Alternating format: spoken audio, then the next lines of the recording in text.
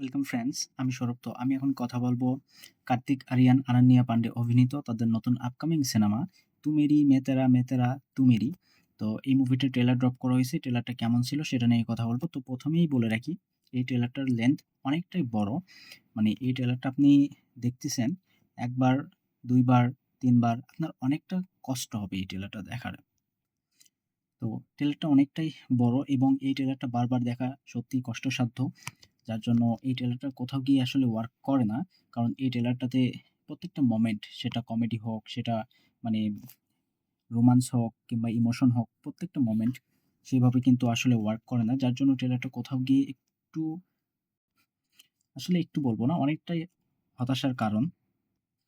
এখানে কার্তিক আরিয়ান কিংবা আনান্যা পান্ডে তাদের পারফরম্যান্স কিংবা ট্রেলারটাতে যে কমেডিগুলো রাখা হয়েছে সেগুলো ওয়ার্ক করতেছে না, দর্শককে হাসাতে পারতেছে না। মানে ট্রেলারটার ভিতরে সেই সিরিয়াসনেস ব্যাপারটাই আসলে কোথাও গিয়ে আমি ফিল করলাম যে সেটা কোথাও গিয়ে খুঁজে পাচ্ছি না। ট্রেলারটা দেখতেছি, একটা মুভির, একটা সিনেমার ট্রেলার দেখতেছি যেখানে আ একটা গল্প, ইন্টারেস্টিং একটা গল্প যেটা দর্শককে দেখানো হবে। তো তারপর বেস করে তারা একটা ট্রেলার ড্রপ করছে। আ তো সেখানে সবচেয়ে বড় বিষয় হচ্ছে যে এখানে কার্তিক আরিয়ান তাকে যেভাবে প্রেজেন্ট করা হয়েছে, দেখুন আমরা এভাবে কিন্তু রণবীর কাপুরকে দেখছি। বিশেষ করে তার 'তু ঝুটি মে মাক্কার' সেই সিনেমাটার কথা যদি বলি, সেম মানে গল্প বলব না, তবে আ এ এখানে এই গল্পটার সঙ্গে অনেকটাই আমরা মিল খুঁজে পাচ্ছি এবং আম কার্তিক আরিয়ান তাকে কিন্তু সেভাবেই এখানে প্রেজেন্ট করা হইছে, সেভাবেই দেখানো হইছে। তবে ইয়ং অডিয়েন্স তাদের কাছে কোথাও গিয়ে সিনেমাটা ভালো লাগতেও পারে।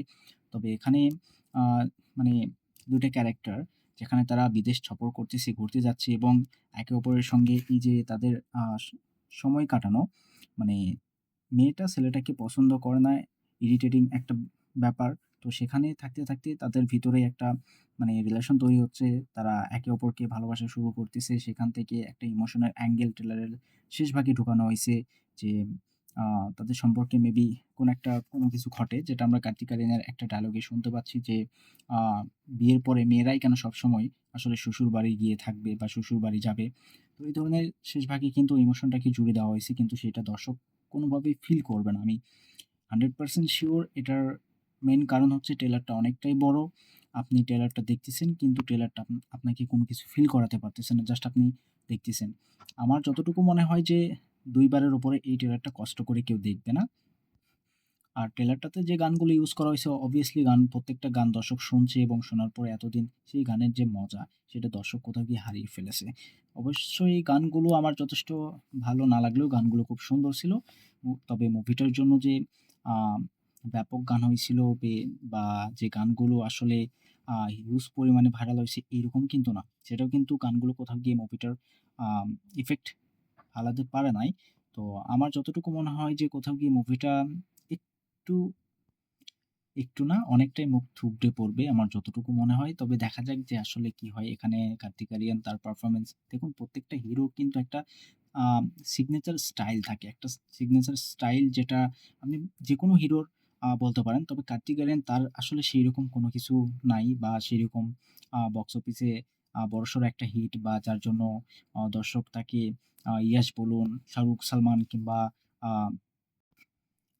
প্রভাস তাদের মতো করে মনে রাখবে বা তাদের মতো করে ভাববে। তো এই ধরনের কিন্তু তার কোনো সিগনেচার স্টাইল বা কোনো কিছু নাই।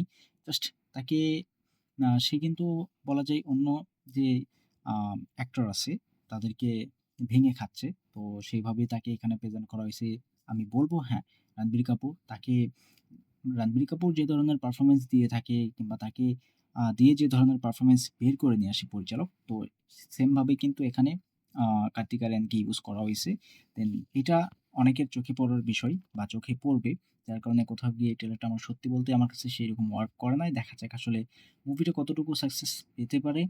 তবে এই ট্রেলারটা খুব একটা জমে নাই। আপনাদের কতটুকু কেমন লাগছে অবশ্যই কমেন্টে জানাবেন। ভিডিও ভালো লাগলে একটা লাইক করবেন, শেয়ার করবেন, এই চ্যানেলটা সাবস্ক্রাইব করবেন। ধন্যবাদ।